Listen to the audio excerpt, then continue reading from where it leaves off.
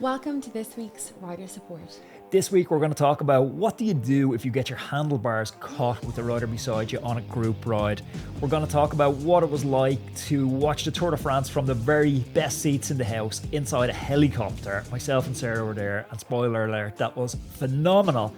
Finally, I'm going to talk about what do the world's best coaches agree upon? I've chatted with some of the world's best coaches, and they definitely have difference in training principles and philosophies, but they also agree on much more than you'd realise. I'm going to talk to you about how they all agree you should get faster on the bike. Let's get into it.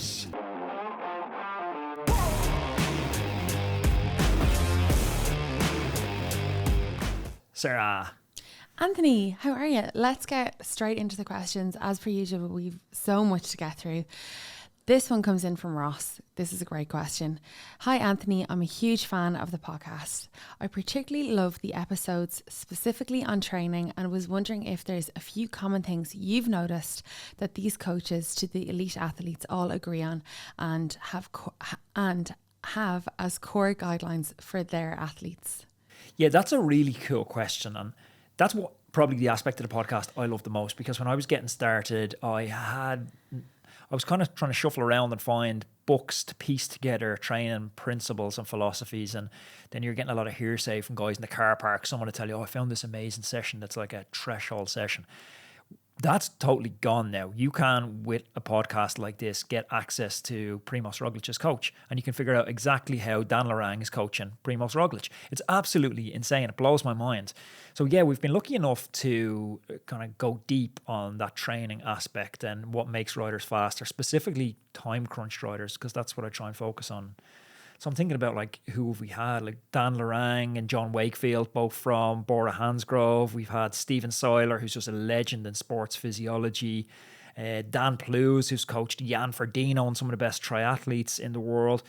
Joe Friel, who's just an absolute legend. Matt Bottrell, one of the best time trial coaches in the world. And if I think about commonalities, there's definitely a few that spring to mind.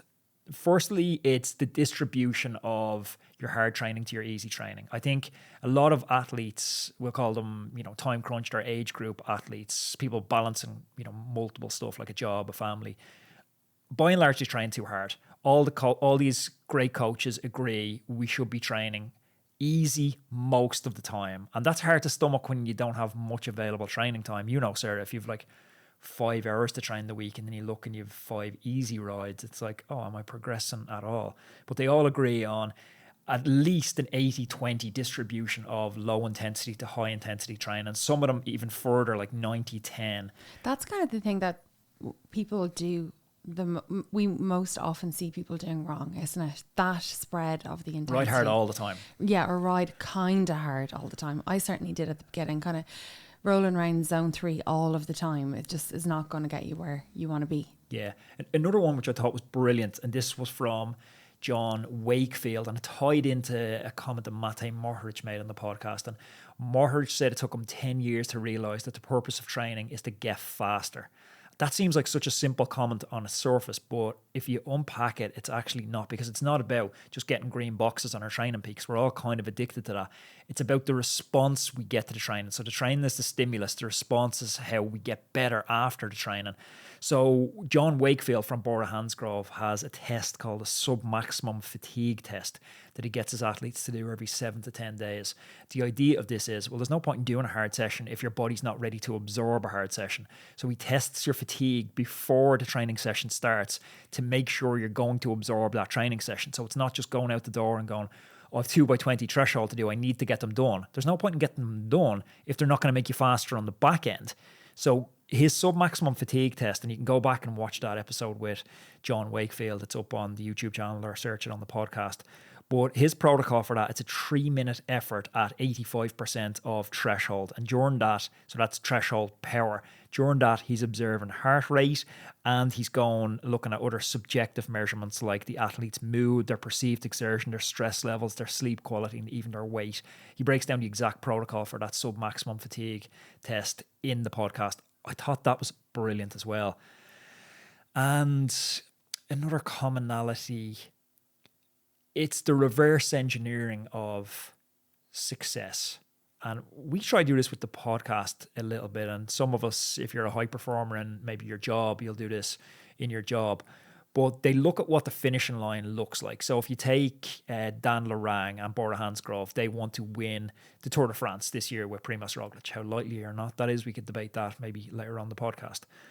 But he looks at what are demands of the event, and then he breaks those down into its constituent parts, and he works on training those qualities throughout the training plan. So there's nothing random. Every training session he's doing today is calibrated for that end goal. So you've broke down what success looks like, figured out the constituent parts of success, and then started drip feeding them into your macro plan over the months and weeks before you get to the target event. I think there are 3 really key things that basically all those amazing coaches agree on.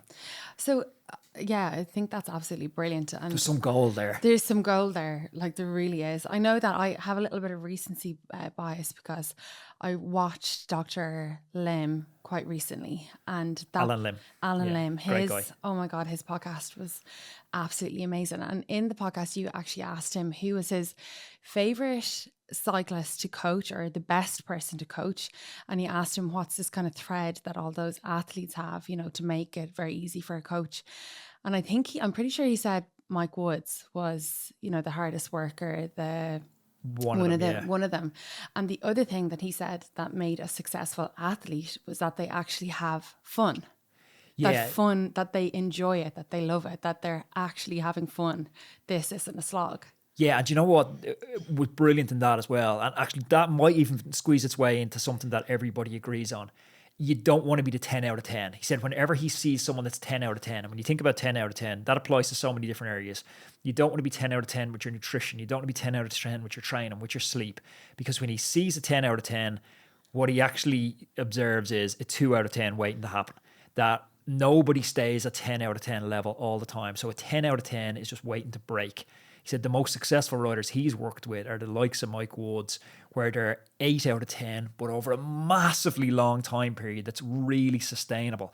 So that's another huge takeaway, that if you're building a training plan, I would start with, well, what's the amount of training stimulus that you will get done on your worst week?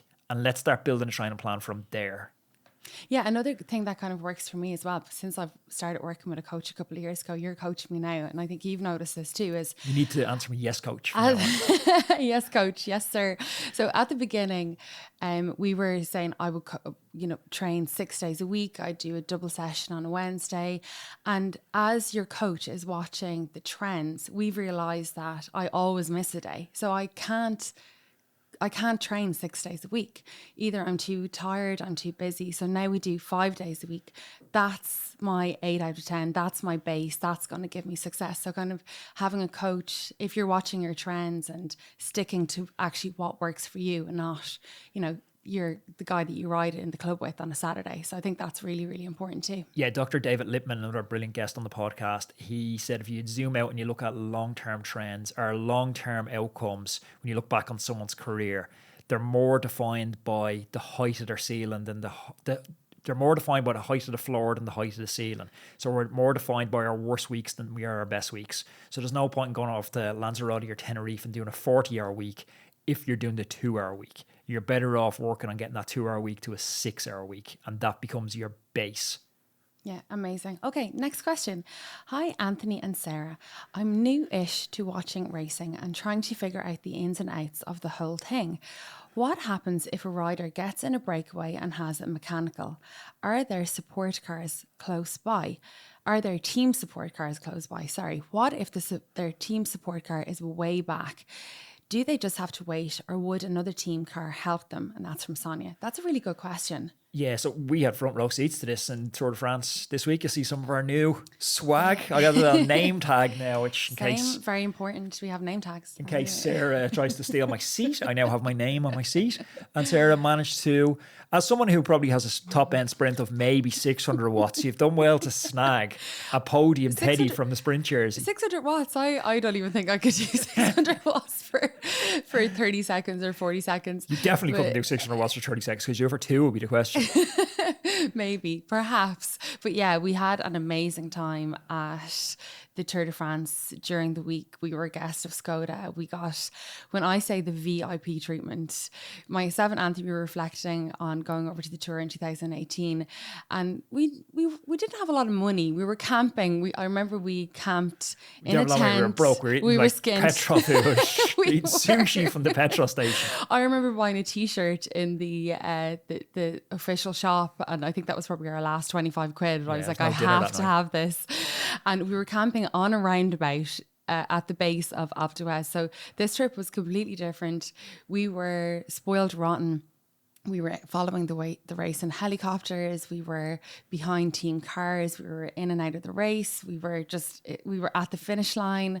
We were in the riders' paddock. We got to see all of the riders getting out of the bus, and we got to meet loads of the older riders, or previous generation of riders. Sarah's Van der Velde. Oh, who's that? It's like, oh, it's Michael Rasmussen. He's King of the Mountains.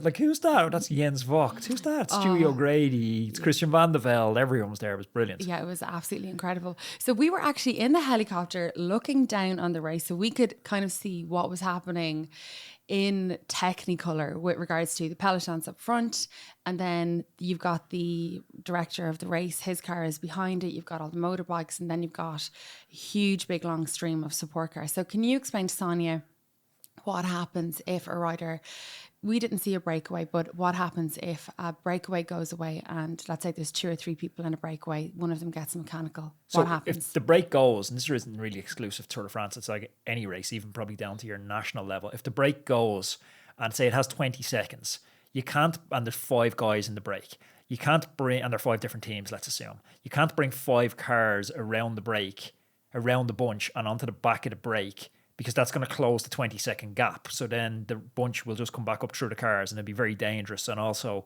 it's, the peloton's now in the draft of the cars and they've closed that 20-second gap and neutralised the efforts of the breakaway riders.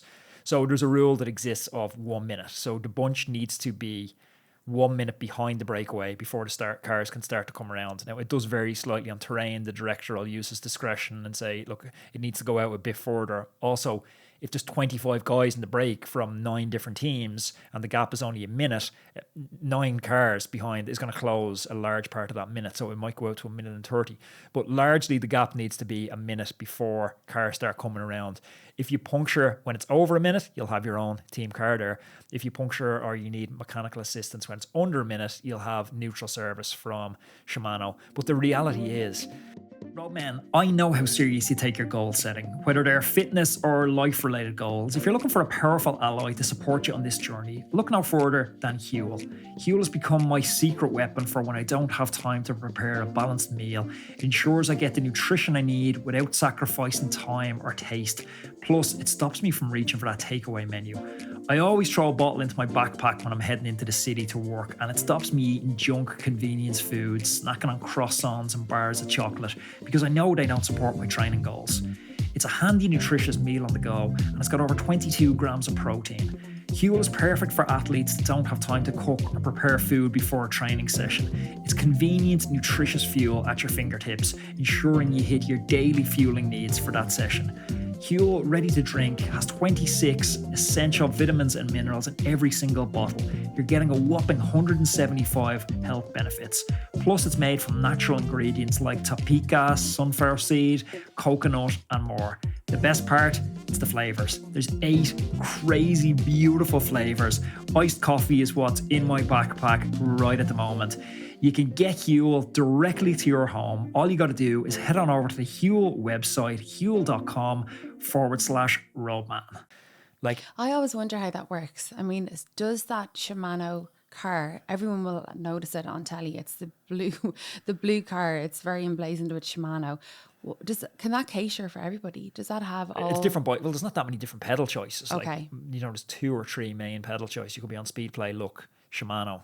Like, I think it's the main ones. I think they're the only 3 cleat types. Maybe I missed them. Have you ever seen anyone get on a full Shimano bike? I mean, I've seen wheel changes. changes. One too. Oh, that was the Shimano, the tiny clown bike that they gave Yeah, them. it happens all the time, but that's the most high profile one. Well, you do see it quite a bit, but you don't want a neutral service bike if you can avoid it. The problem is if the gap is only a minute and you need a neutral service bike change, like the reality is by the time you get down and get changed onto the bike, you're probably absorbed by the peloton anyway, so it's day over. So unless it's a key point like a mountain stage like Vaughan 2 we've seen with Froome, there's not that much use for it. More use is getting bottles off the neutral support. You'll see motorbikes coming over, like neutral motorbikes from, like, I don't know who the mineral water sponsor is for the Tour, Vital or something. Yeah. And so I think just to explain to Sonia as well, that the cars every morning, the team cars go through a lottery basically and get assigned a number. It's based off GC, so it's only a lottery for day one, and then so UAE car will be team 1 when Pogacar's in yellow, Jumbo Visma will be team car 2.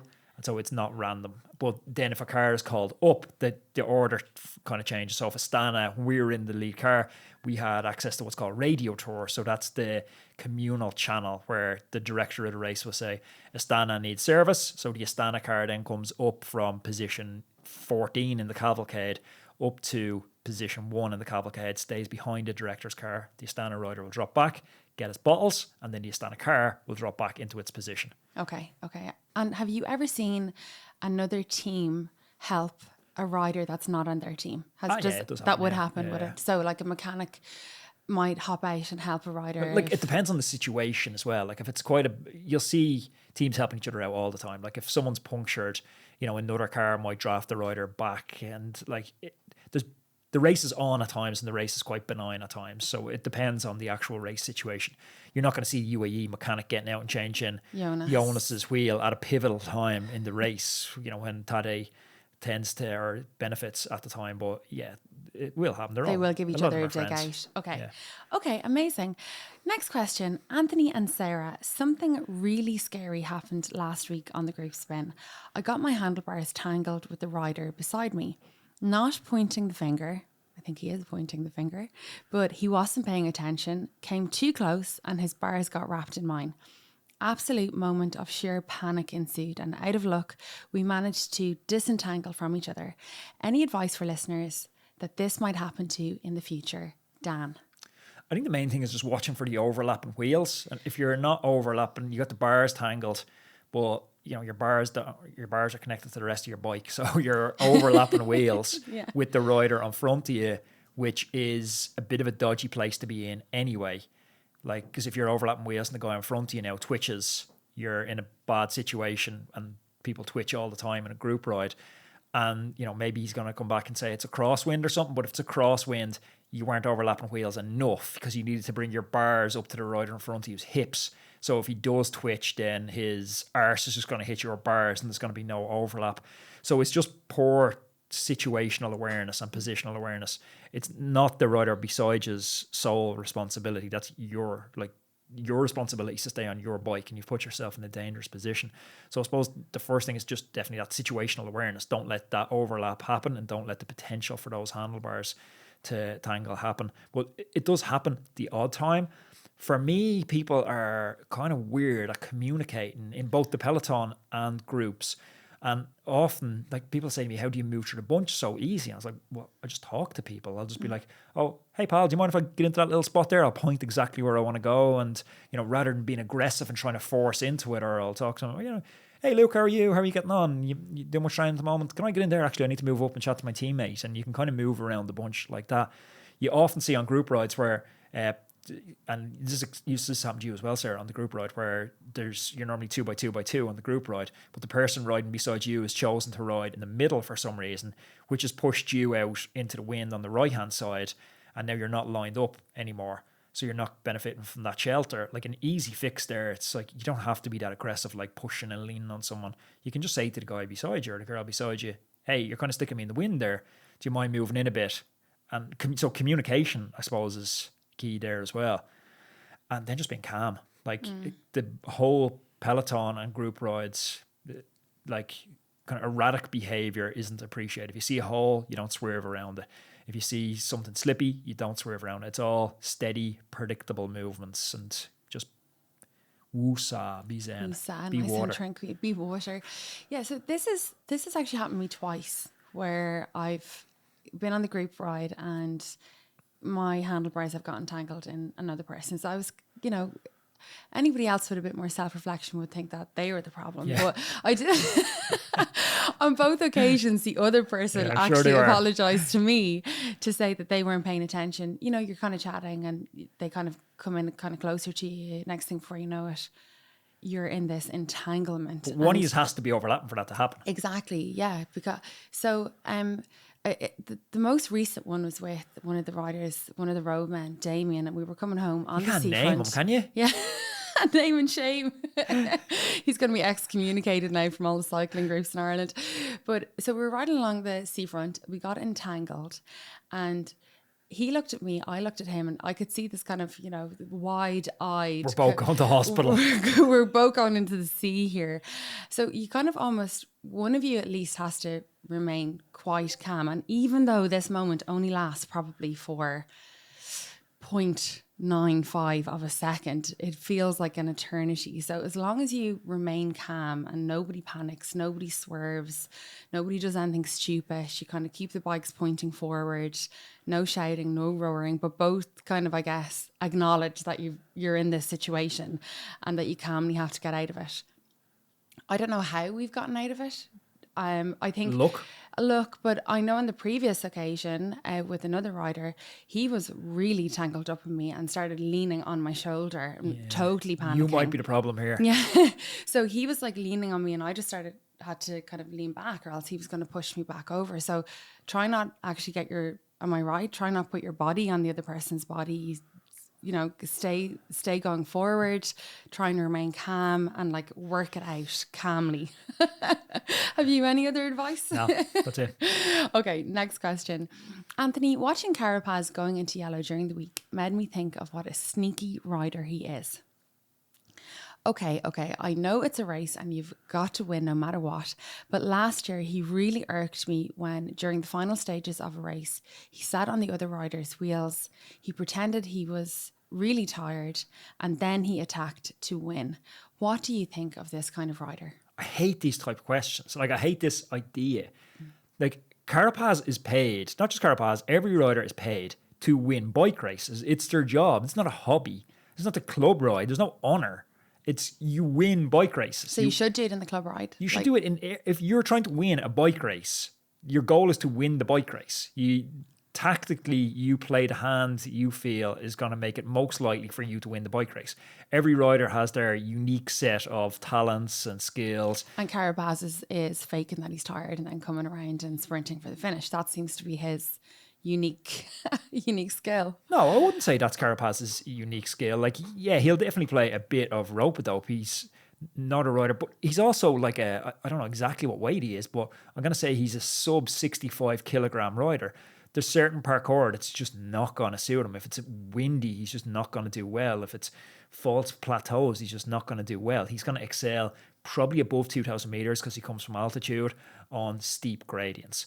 So it's like, there you're going to see a more quote unquote honor from Carapaz. But it's win races. Like, there's no like, oh, we all have to ride through together. This is not triathlon. It's not make friends. It's win races. Yeah, I'm not sure that Carapaz is the most.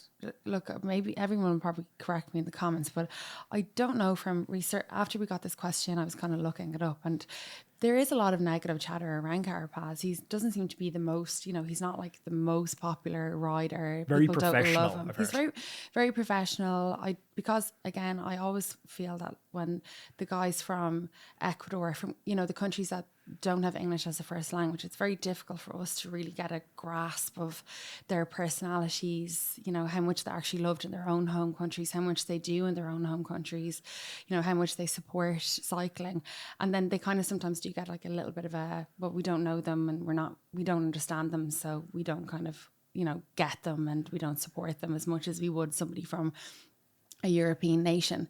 I am not a huge fan of Carapaz. I think you're you're a winner, Anthony. Maybe I'm more of a softly, and I'm kind of like, oh, I just hate that. But it's what bike racing is. It's what bike racing is. You're totally right. You're totally right. When we saw Jonas and Pogačar, remember last year when Jonas waited for Pogačar? Remember they were doing there was something happening and one of them waited for the other one. Is that in the Tour? Yeah, 2 years ago I think on the downhill. They were shaking hands on the downhill, like that kind kind of fair play warms It's my fair heart. play I at a love to see time it. when there's really no jeopardy, though. It's on a downhill where he could commit and he ends up looking like a bit of an arsehole if he commits and then gets caught. It's like there's times you can kind of feign that you're the gentleman. Like you do see, I'm not saying there should be no honor in it. There's times where there is a little bit of tradition respected and the yellow jersey crashes and the bunch waits. There is unwritten rules in cycling, but the idea that we all have to share an equal workload and there's some sort of honor in riding through and the nobility of losing a race,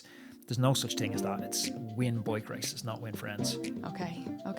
Hey Roadman, excuse the short interruption. I love riding the bike, but on account of being so busy with the podcast at the moment, I'm now what's called a time crunched rider. I never thought I'd see the day.